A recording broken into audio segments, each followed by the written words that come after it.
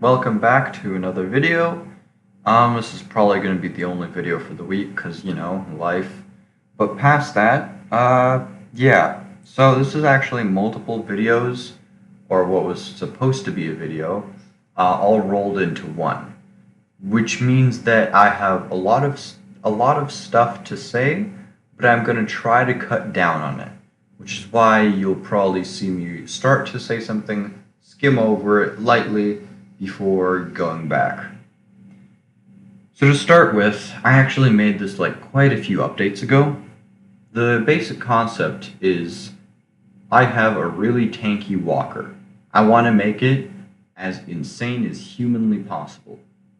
The problem is that crate cannons absolutely destroy it.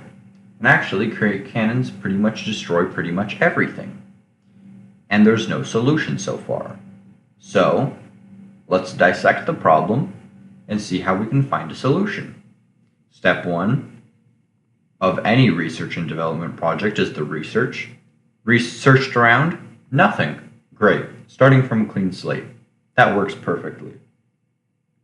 Step 2, look at the problem in depth. What are the core components of the problem? Well, the problem is the specific way that crates deal damage.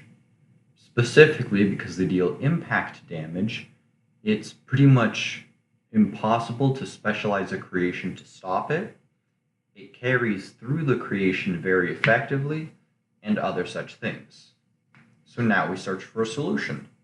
Well, party balloons and armored seats both are indestructible to impact damage. Seems simple enough. Let's put it into practice. So, everything went wrong from this step forward. There was a whole bunch of different issues. But to summarize what happened during the development process, it turns out that being hit with about a ton worth of metal, which has incomprehensible physics, kind of still makes your creation go flying even if you didn't take direct impact damage.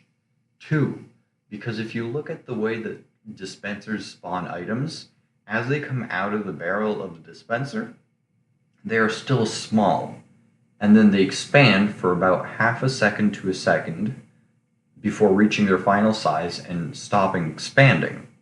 This means that if you have something that's high enough velocity, 1, it has a chance to phase through you, and 2, because it's continually expanding, if it lodges into you, it will expand and then basically function like an APHE round, in the sense that it penetrates the upper layer of armor before getting inside and expanding outwards to break all the connection points off, which is a really nasty combination if you think about it. And I would like to say that I was specifically optimizing for crate cannons and crate cannons only. Other stuff comes later.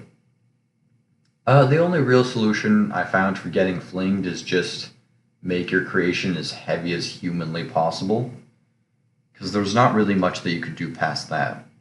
Then for the APHE effect, spaced armor. The result is this abomination. It's as bad as it looks and as ineffective too. It can block some shots, it can reduce the damage, and it can survive significantly better than almost any other creation currently on the market, but by far it's still no wonder weapon. Then again, armor doesn't have to be 100% effective to be effective.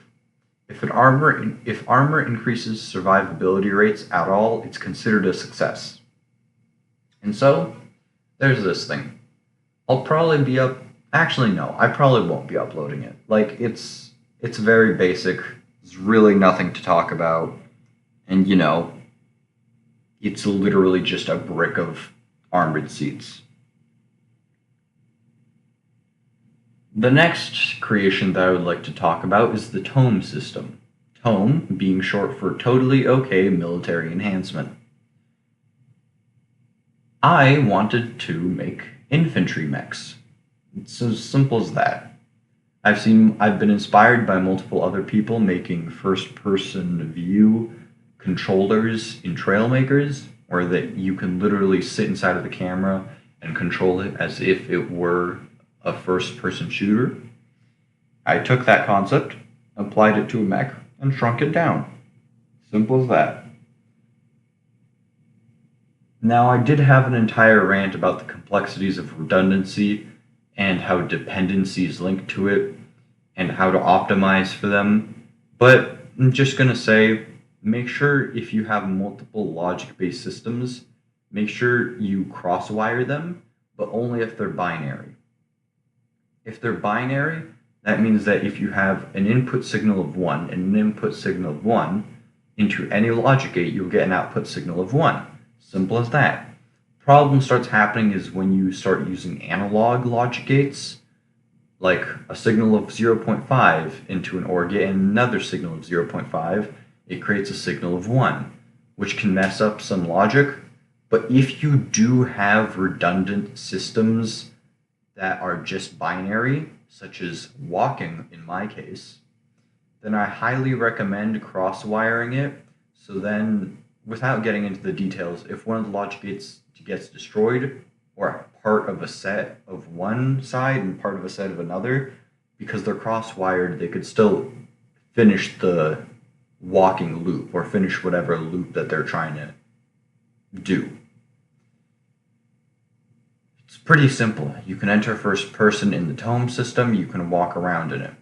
The walking is not that good, all things considered, but it is redundant enough to be able to keep functioning even with like about 2 or 3 logic gates missing from the circuit, which is kind of impressive considering the fact that it only has 3 to start with.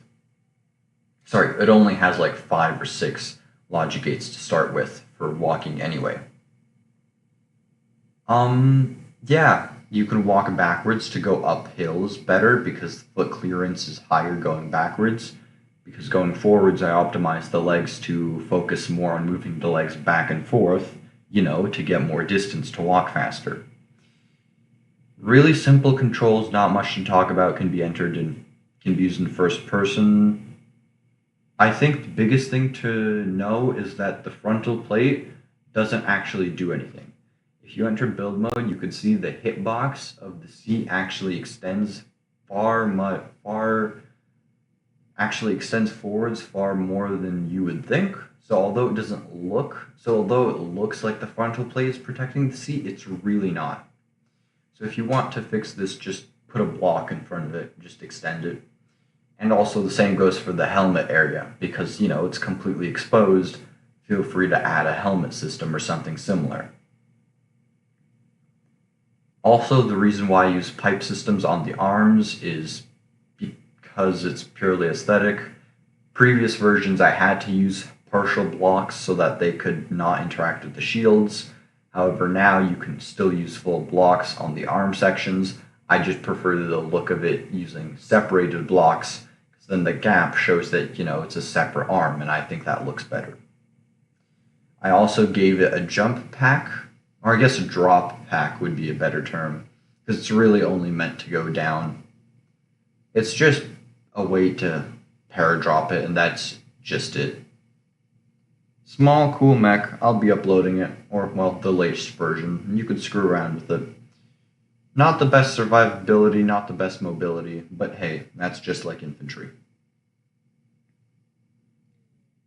I also do have these 2 other sets of creations. I have my first true MBT. I won't be getting into it. Watch Nosferatu's videos on it. He actually covers MBT creation significantly more in depth than I.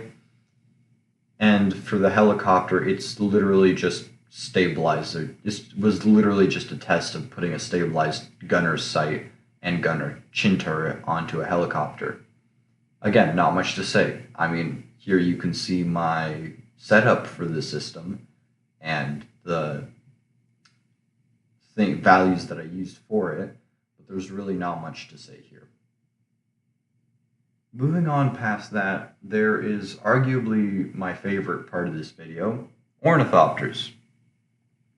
Ornithopters kind of have a weird thing. A lot of the time they're simultaneously one of the most complex things or one of the most simple things. depending on what system you use.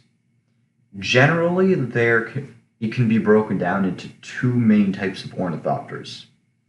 Ornithopters that have control on every single angle and use logic gates, and ornithopters that have only partial logic gate control using just floppy hinges for the other part. The benefit of using logic gates is that because you can control your angles at all times, you can apply a lot more power into actions and deliver them much more effectively. You can force it to do things that natural flop and wobble won't always provide. On the other hand, it's also a little bit more complicated, and one of the big downsides with it is that it can be very annoying to throttle the system. Where as opposed to having floppy hinges, it'll automatically adjust for aerodynamics, it'll automatically adjust for what speed you're going, but at the same time, it's very hard to choose how it adjusts to it, whether you get more or less thrust, and other such things. Now, what I have done is I have basically yoinked a creation that somebody else made in a different game. I'll link the video, Messier82, great guy, very interesting videos, talks a lot about aircraft. It's a purely mechanical design, which means unlike both other two designs, it uses zero logic, and it's incredibly simple, very effective, and the best part, it has the best part of both worlds. Where like a logic gate system, you can choose when and how to throttle it. Not throttle, you could choose when and how to position all the blades for maximal speed. But like the floppy one, you can adjust it to aerodynamics, except you could do it manually. And of course, it doesn't have all the complexities of logic gates. It's purely in the mechanical system. This also does mean that it is more complex to fit it into a creation due to its size at the shoulder joint.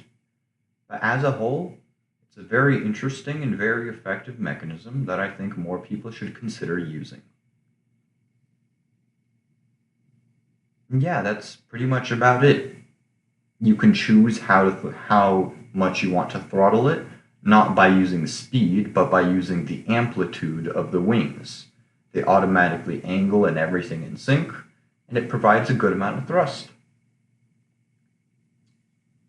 And that's it for this video. But I do have a question to all of you. What would you guys like to see? Would you guys like to see more creations as a whole, such as this video, where it just loosely skims over a whole bunch of creations and some interesting things about them? Or would you rather see singular, more in-depth videos about creations, or perhaps more in-detail guides about certain topics? Just asking, just throwing that question out there. Feel free to answer in the comments. And that's about it. Goodbye.